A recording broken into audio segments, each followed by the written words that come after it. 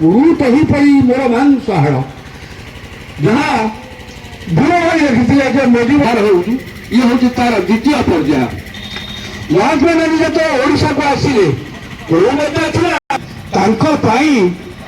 महात्मा गांधी स्वतंत्र संग्राम से दान देले आज आप देखु जिते संवादपत्र मालिक मालिकाना निज हाथ में रखी झील कन्या पट्टनायक ना पुओ गोपाल तैयारी कर निज केते बड़ त्याग केते बड़ सैक्रिफाइस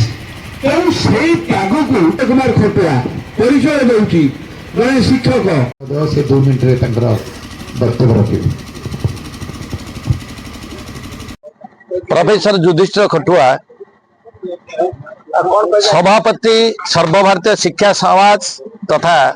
सभापति उत्कलमणि सेवा सत्संग आमे माने आज पालन करुचु उत्कलमणि सेवा सत्संग रौप्य जयंती समारोह ता सहित महान जननायक उत्कलमणि गोपबंधु दासंकर 149तम जयंती पालन करुचु। आज आमर समस्त सभ्य सभ्या माने आज संकल्प नेले जिते घात प्रतिघात पड़े पूज्य पूजा परंपरा को बजाय रखा ये अंचल सामाजिक कार्य करने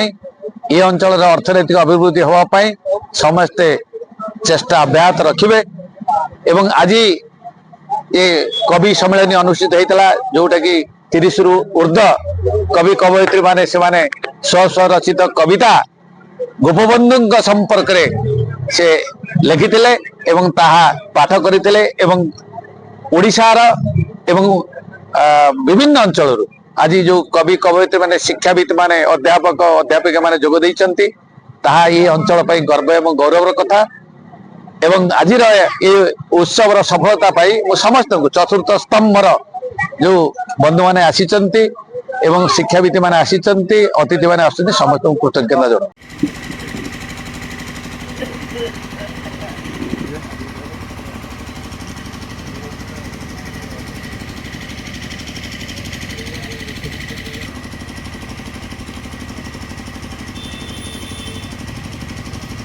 श्रीजुक्त प्रहलाद जेना मो दुर्गाचरण नायक मेमोरियल उच्च माध्यमिक विद्यालय अध्यक्ष भाव में काम कर आज कार्यक्रम लेकिन आगू केमती बाहर आज गोटे दिन बहुत भल दिन अच्छी जो समाजसेवी समाज संस्कार शिक्षाविद एवं स्वाधीनता संग्रामी जन्मदिन एवं यही जन्मदिन एक सत्संग आयोजन ये अंचल प्रोफेसर युधिष्ठिर खटुआ महोदय आरंभ करते आज सिल्वर जुबली रे पहुंची एवं ये सत्संग रे आमे समस्ते उपस्थित रही से महात्मा जीवन विषय रे एवं तांकर त्याग विषय रे आलोचना कलु बहुत भल लागिबो एवं तांकर से त्याग को पाथेय कले आमे निश्चित भाव में गोटे सुंदर समाज एवं राष्ट्र निर्माण करि परिबा। अच्छा महांगा एक साहित्य संस्कृति परंपरा माटी आगु को आपण जो निष्पत्ति नहीं निश्चित भाव युवपीढ़ी मैंने अनुप्राणित हे निश्चित भाव में समग्र ओडिशा पाई महांगा माटी महांगार संतान दान अवदान माने अवर्णन्य एवं आज जदि समग्र ओडिशा आज जो स्तर में पहुंची यदि तार इतिहास को आलोचना करा जिवो ता इतिहास को पर्यालोचना करा जिवो निश्चित भाव में जेकोसी क्षेत्र में महांगार बरपुत्र महांगार संतान दान अवदान रही एवं आगु को रहिबो आमे युवपीढ़ी मान को एतिक अनुरोध करुचु ए महांगा जेभली तार सुनाम को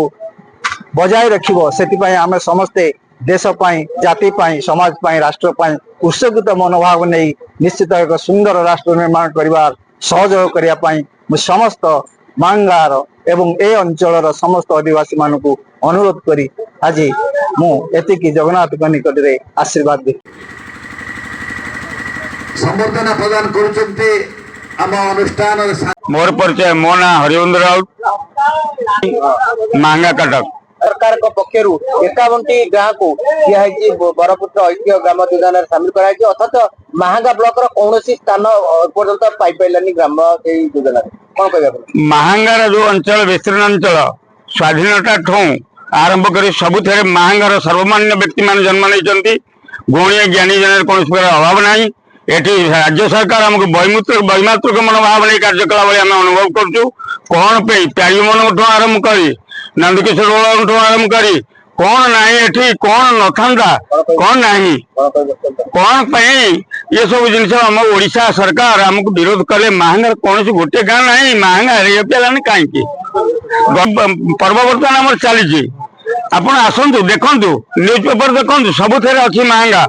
କିନ୍ତୁ ରାଜ୍ୟ ସରକାର କଣ ଦେଖିପାରିଲେନି ନା ଶୁଣି ପାରୁନାହାନ୍ତି ଯେ ମାହାଙ୍ଗା ଏତେ ଦୁର୍ବଳ କେମିତି ରହିଲା ଯେ ମାହାଙ୍ଗା ନାଁ ରହିଲା ନାହିଁ। ଏଥିପାଇଁ ଆମେ ସମସ୍ତେ ଦୁଃଖିତ। ଆମେ ରାଜ୍ୟ ସରକାରଙ୍କ ପାଖରେ ଏହାକୁ ଦୋହରଉଛୁ, ପୁଣି ଥରେ ବିଚାରକୁ ନେଇକି ମାହାଙ୍ଗା କଥା ଉନ୍ମୋଚନ କରନ୍ତୁ, ଲେଖାରେ ଆଣନ୍ତୁ ଯେ ମାହାଙ୍ଗାରେ ବରପୁତ୍ରଙ୍କର ସ୍ୱତନ୍ତ୍ର ଅଛି ଏବଂ ବରପୁତ୍ର ଭବନ ବି ଅଛି। ତାହାକୁ ଯୋଉ ସରକାର କରିଥିଲେ ସେଇ ସରକାର କଣ ଅଲଗା ନିୟମ, ଇଏ ସରକାର କଣ ଅଲଗା ନିୟମ? ଏଥିପାଇଁ ଆମେ ସମସ୍ତେ ଦୁଃଖିତ।